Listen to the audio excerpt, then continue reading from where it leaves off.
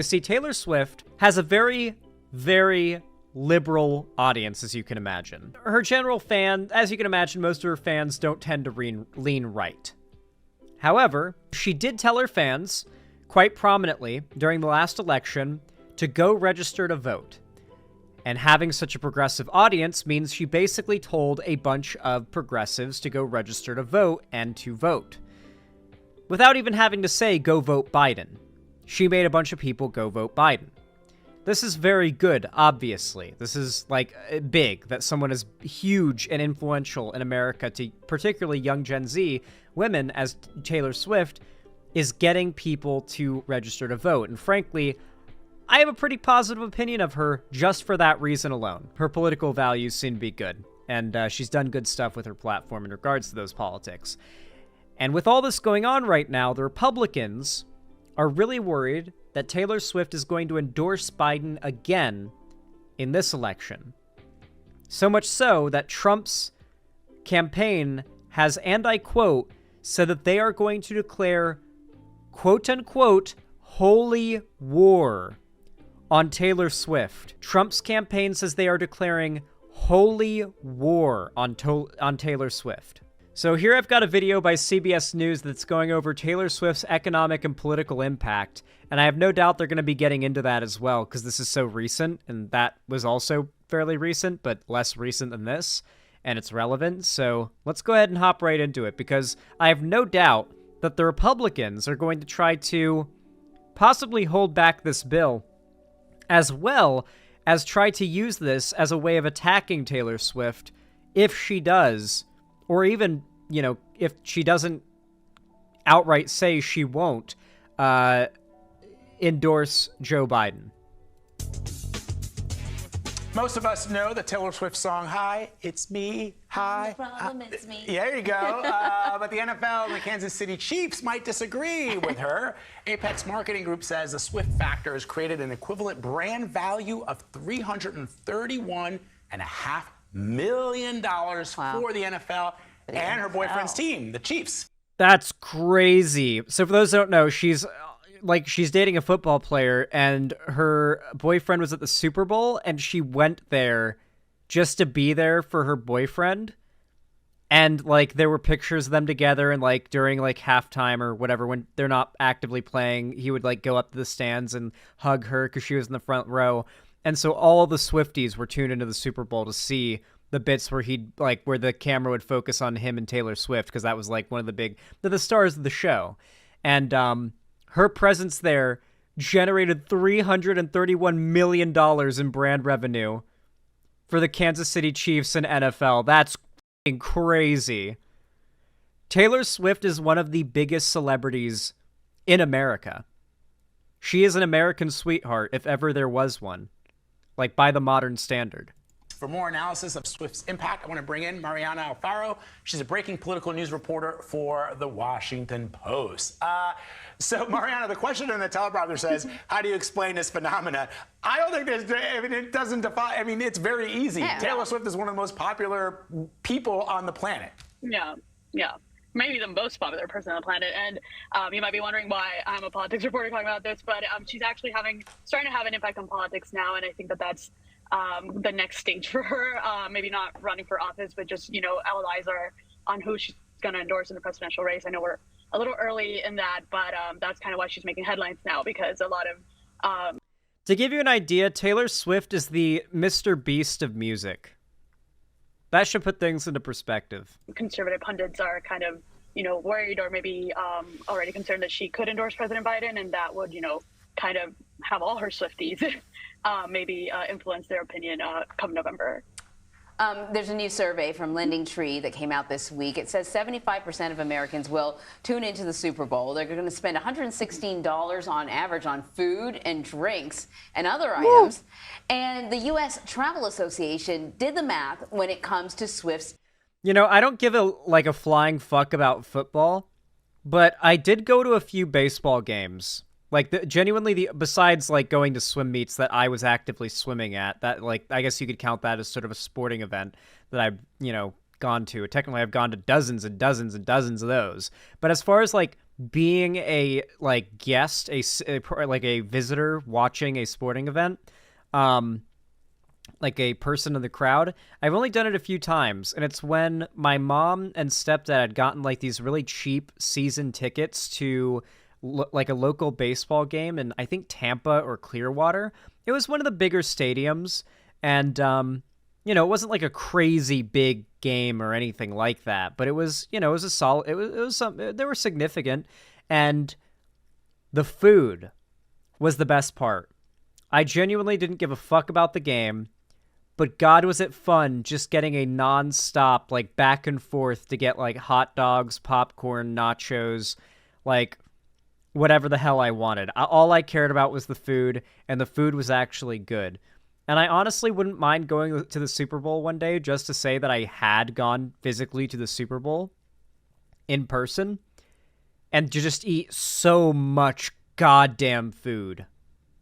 Era's tour. It estimates that people spent more than $10 billion on things directly and indirectly related to the concerts.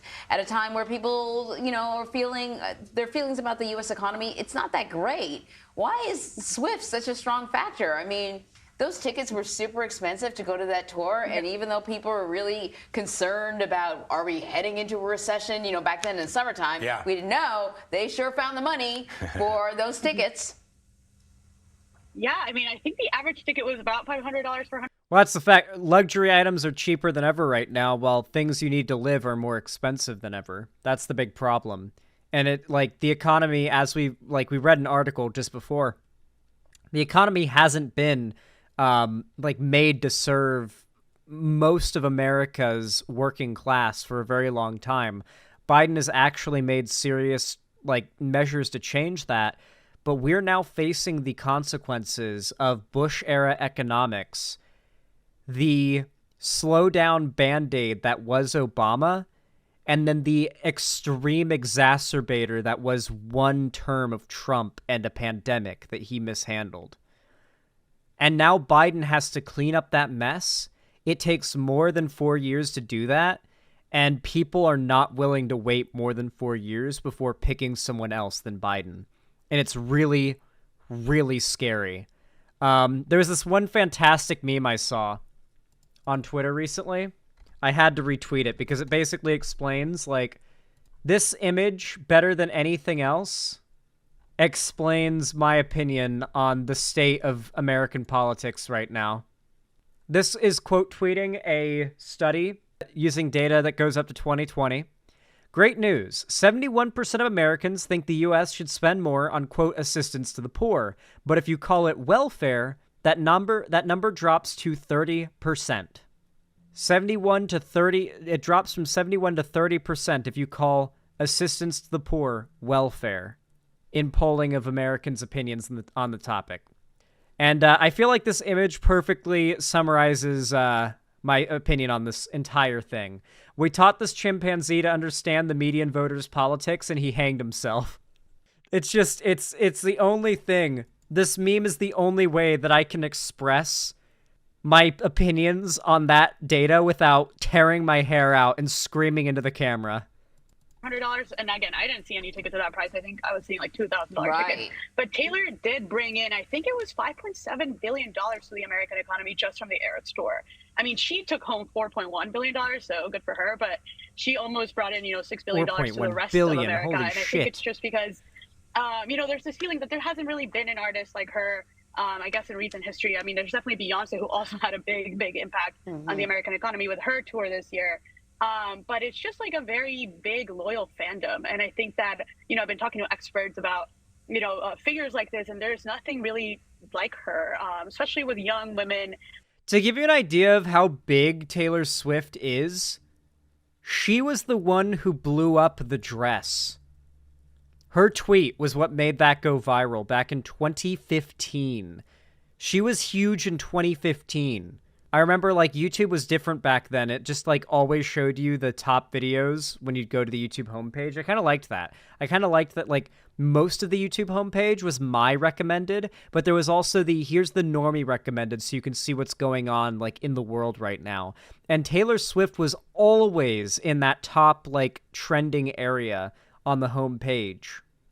And her tweet was what blew up the gold, the like, either is it gold or white, or gold and white, or is it black and blue dress thing? I saw the dress as black and blue, and then it turns out the dress in real life is black and blue. The reason why people see it as gold and white is due to the way the photo is taken with its exposure, causes this weird thing to happen with certain people's eyes. It's most common with women, where they perceive it as gold and white, and it's really, really weird. But like, to give you an idea, so here's the famous picture. The thing about it is, this top bit and the black bits have light exposure, like have a bunch of light reflecting off of them, and black texture, like black fabric, when it has like golden light shining on it, lets off a sort of brownish goldish glow. And so the contrast and gain are turned up really high, or the exposure are turned up really high on here, which gives, even to my eyes, a slightly golden hue to the black here. Like, I can see it, but I can see it's the light reflecting off of it. But to people who see it as not black and blue, which it is in real life, they see it looking more like this. The image seems to look more like this to them, apparently. Well, the image looks obviously not like this, but this is like a version of the image that people who see it as black and blue, or as a gold and white, can see it as black and blue in. This is one in which you can see, here's the gold and white. Like, this is with the same setting that makes people see it as gold and white, turned up more to make it look even more gold and white. So this is how people who are seeing it as gold and white see it, supposedly. And then this is how everyone else sees it. And this is how it actually looks in real life. It's kind of crazy. I know we just got super stun-locked in this topic, but it is vaguely Taylor Swift related, considering her tweet back in 2015 is what blew up the dress thing. Who have their own, but it's a good example of how big and influential she is. I just say the dress, and you know what I'm talking about. And it's something that Taylor Swift initially blew up the tweet about. Her quote tweet or retweet of it being like, oh my God, this is so crazy. When she saw it on Twitter is what made it go super mega viral to the point it was on the news. A lot of, you think of teen girls who follow Taylor Swift, but we're also talking about 20-year-olds, 30-year-olds, 40-year-olds who have been listening to her for decades at this point. And they have the money and the spending power to use it on Taylor Swift. And that's kind of part of the reason why we're seeing this. So let's talk a little bit more about what you were saying earlier about her potential impact on politics. As you know, the New York Times reported this week that President Biden's campaign is going after her endorsement. Of course, that's not a surprise. Her one Instagram post of course they are. Last fall led to 35,000 new voter registrations. Wow. So knowing what you know about the fan base, here's a couple of questions for you. Why are Republicans melting down over this? It's really kind of weird to watch. Like, look, I like Taylor Swift. I like her music. But the notion that Well, why are Republicans melting down at the idea that Taylor Swift would endorse Biden because they want to win? That's such a dumb question. I mean, I know it's rhetorical and it's being asked as a way of keeping the conversation going, and that's how you do interviews. Like, when you, need to keep it going, you don't know the person you're interviewing all that well. But, the answer is obvious. The Republicans' only true objective is to win. That is their number one objective, is to win at all costs.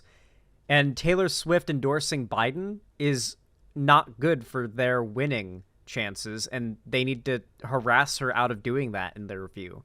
Otherwise, they lose a lot of ground to Biden, in that people who might have otherwise abstained from voting at all will now actively, register to vote and go out and cast their ballot for Biden. It seems as if they are well aware that she might be able to sway the election, so they're coming out and attacking her, saying, she's just a pop culture phenomena. Why should people take their cues from her? Meanwhile, the irony is completely lost on folks that, Donald Trump was a businessman that we knew about here in New York City, but he became a pop culture phenomena on The Apprentice. Reality TV. Right? I don't... Are they sort of shooting themselves in the foot by making this such a big deal that in turn you might alienate those people who are kind of on the fence about stuff? Yes, and specifically a very, very important group that Republicans need to convince in November is young women. I mean, also young men, but young women they who won't are be able increasingly more liberal than their generation. Well, they young men are their target demographic right now. Young men are their target demographic. They know for a fact they can't win over young women. They've declared war on young women. The fact is, the Republican Party's strategy is to convince young men that young women and their rights are the enemy to their well-being as men, and that voting Republican is the way to stop feminism and wokeness from giving the women the power to destroy what they know and love, the privileges that they enjoy, the apoliticism that maybe they like, if they're not that far gone to the right and they just think that they want to avoid politics and that's it. Before them, and they really, really like Taylor Swift. That's a group that Republicans should be trying to get on their side. And the thing about a Swift endorsement, she endorsed Biden in 2020. Again, she did it at a point where I don't really think it had an impact on that race. But now, the Biden campaign needs young people to show up and vote, and they are not feeling energized. Oh, that's a good image. Great. That's a good image. I hope she does something like this. She made cookies. She made Biden-Harris 2020 cookies. You know, if it was any other celebrity, I'd think she totally didn't make those, but I feel like Taylor Swift is the type of person to have actually made those cookies. Like, I feel like Taylor Swift is unironically like a lefty trad wife. Like, she likes the trad wife lifestyle for herself, and obviously she's very empowered and lives a very prosperous career. She's not much of like the non-working trad wife, but she is like in every other respect kind of living that trad wife life. And I think that's also part of what upsets the right so much. I mean, look at her. She like has the look of the dream trad wife these people talk about, but she's also an insanely, immeasurably successful woman who stands politically for everything they fight against and is going to endorse the guy that's going against their supreme daddy ruler. Not excited about this election. I think that having someone like Taylor Swift saying, you know what, this is a very important election and you should participate, that could make a really big difference now. We are seeing, numbers saying that there's a lot of concerns that young people have when we're talking about the election. One of them is abortion rights. And, there's Taylor Swift saying, she supports abortion rights. She very much has become this, figure for young women. And I think that, Republicans are concerned that if she does come out and endorse Biden and participates in the campaign, they might really have a problem because young people are going to show up to vote. And right now, part of the strategy for them is kind of hoping that young people don't show up to vote. Yeah, look, it seems disingenuous. If Taylor Swift were potentially going to endorse former President Donald Trump, I'm sure Republicans would be very, very happy to have that endorsement. Oh my God, the Republicans are hypocritical and they're upset about things that make it less likely they're going to win, and they're happy about things that make it more likely they're going to win, no matter if it's dishonest or not. Whoa, the Republicans don't care about the truth or being like civil. They just care about winning at any cost. Whoa. Like, is it starting to click for you now? After God knows how long you've existed in the political space. I'm sure this guy has figured it out, and you're just not allowed to like go that far. Like on CBS News. To be fair, to be very clear here, these left-leaning hosts on like CNN, MSNBC, CBS, they may not be able to say a lot on these like big broadcast network like news shows. They have to keep it like fairly neutral. These people have worked in politics for decades. They have covered stories from Republicans every day for decades, longer than I have, more in depth than I have. It's not that they're stupid or like liberal brained and they can't like connect the dots and figure out the Republicans are just evil. They know that. They just can't say it on live TV and keep their jobs. Like, could you imagine the amount of shit CBS would get if like insert name calls Republicans pure evil, only want to win on live television? It'd be based, but the corporate the corporate side of CBS, CNN, MSNBC, whatever, would have to have a word with them at best case scenario. So I imagine a lot of these people, they've figured it out, but they've got to put on a sort of veneer of innocence, of naivete for the show, It's a really weird, snarky, like, method that liberals tend to use where they pretend to be more naive than they are and ask, like, why would the Republicans do this? And, like, they know why, but they ask it rhetorically, almost as if the Republicans will just respond fully honestly and admit how evil they are. it is, both groups, Democrats and Republicans, love to tout. On one hand, they say, oh, celebrities, who cares what they think? They're out of touch like millionaires. But on the other, both Democrats and Republicans love that James Woods, one of my favorite actors, is actively promoting Republican policies and Republican candidates. And Democrats love it when, somebody that Bruce Springsteen gets up there and campaigns for. Like, give me a break. Yeah. Yeah, they're hypocritical. It's simple as that. Give me a break. They will never give us a break because they only want to win. They will do anything they possibly can do at any cost, no matter what, if they think it will help guarantee winning. That's all they care about. Peter Griffin was right about James Woods. True. Well, Peter Griffin is in Fortnite and James Woods isn't. So what's that say about them both?